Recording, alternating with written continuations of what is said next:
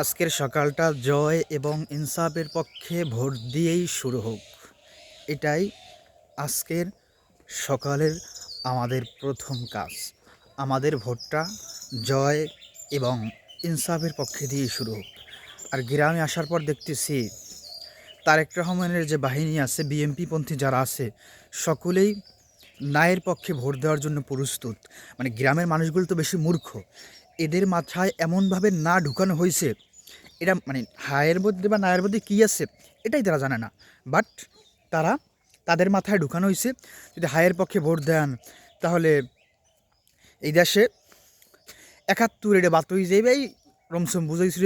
এখন তারেক রহমানের যত বাহিনী আছে সবাই নায়ের পক্ষে ভোট দেবে, আর আপনারা সবাই হায়ের পক্ষে ভোট দেবেন, কারণ বিএনপি যে কোনো করলে বেশি মূর্খ।